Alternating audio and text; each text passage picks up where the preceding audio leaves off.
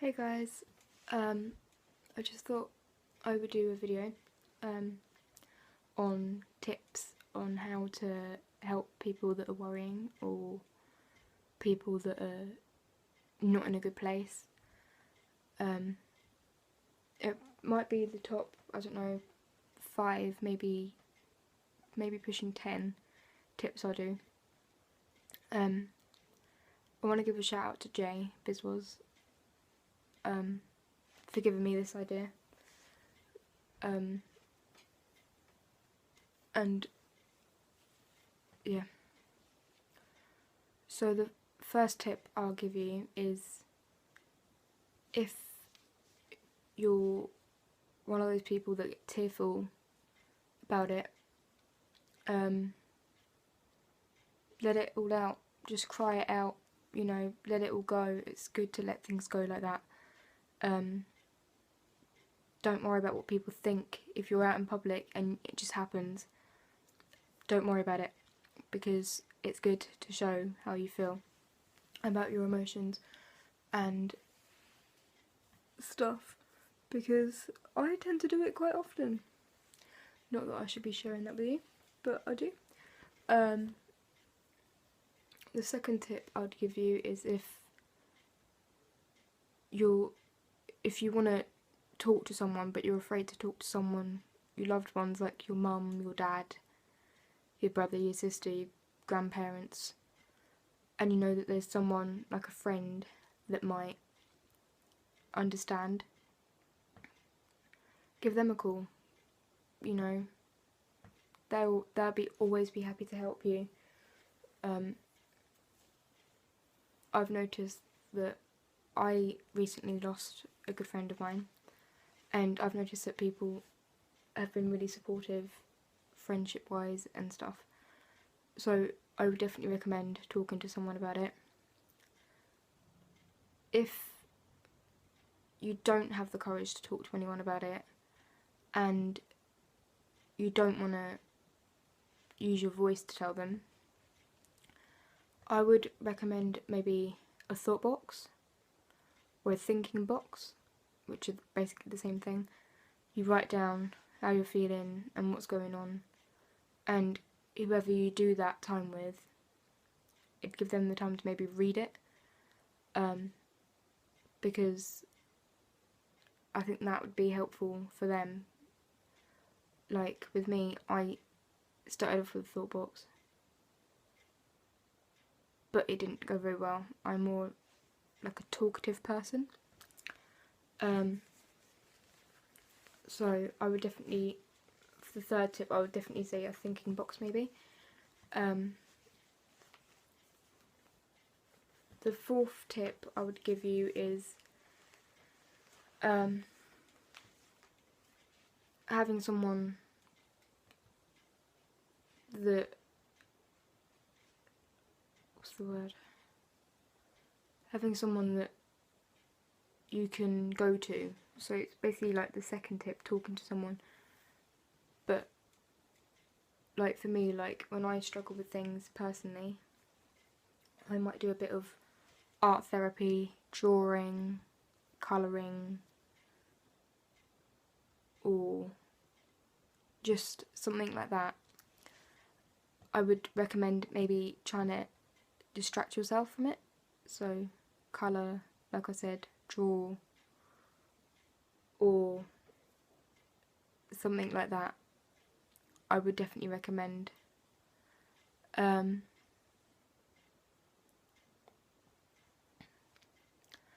fifth tip I'd give you is, if you like YouTube, or if you're a YouTuber yourself, either watch other videos or make a video and just think, yeah, I'm going through a hard time. I find that whenever I feel down and worried, I watch YouTube, and the main videos I like to watch are like Zoella, The Daily Bumps,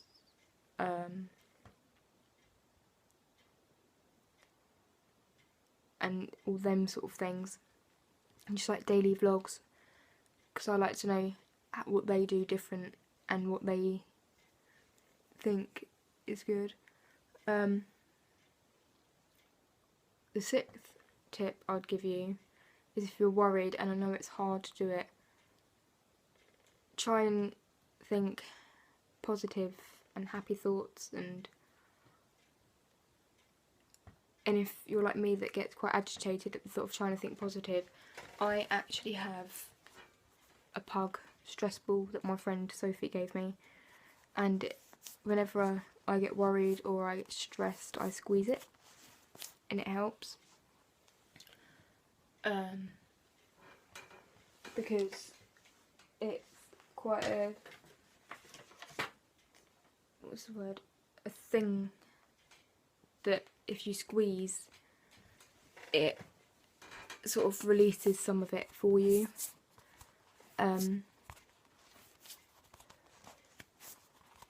I've noticed that a lot. I also would recommend something to fiddle with, because then you start focusing on that. So for example, I have like one of these fidget cubes.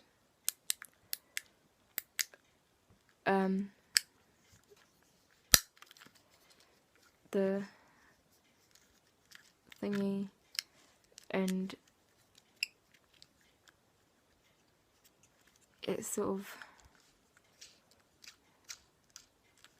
it helps me a lot.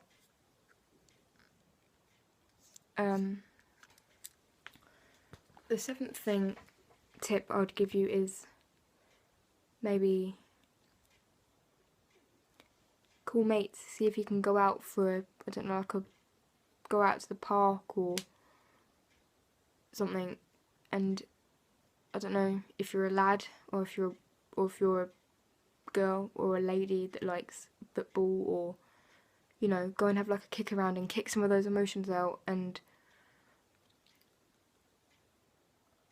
I would really recommend that, because I do that a lot. The eighth tip I'd give you maybe is go on a walk, go for a jog, go for a run.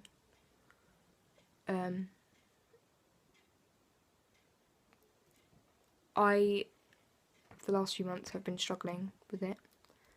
I suffer from mental health and stuff, and I've noticed that when I go on walks or jogs or something like that, it releases it all. It releases all the worries, because I'm running it, I'm letting it out, I'm letting it into the big wide world and letting it go its own way. Or if something like that I find might help me, because it helps me a lot when I go on a walk. The ninth thing I would do is, if you're that worrying, maybe I like to cook. I do food tech GCSE. Baking helps me, because I like the idea of getting messy and doing all that stuff. It helps me a lot. I would definitely maybe recommend doing it. I would say though, with baking, is obviously make sure, if you're under the age of a certain age, like 9 or 10, or make sure you have your parents' permission before you use the cooker, or make sure you're being supervised. I'm not allowed to bake by myself because of my disabilities. I recently come back from a friend's house and I did some baking with her at her house, and it was great fun. We had a laugh and I just loved it. The final tip I would give you is, if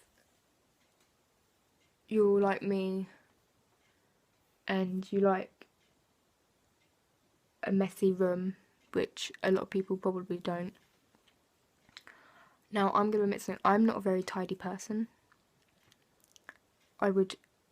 I spent an hour and a half tidying my room, because in a way it helped me to get rid of my worries, because I was distracted. Another thing I did is organised my drawers. Sounds boring. Or what I like to do is, if some of you have it, is watch Netflix or YouTube, or watch a video, or if you've got a pet, play with them, because it will always help. So that's it for this video. That is my 10 tips I would give you if you were worrying.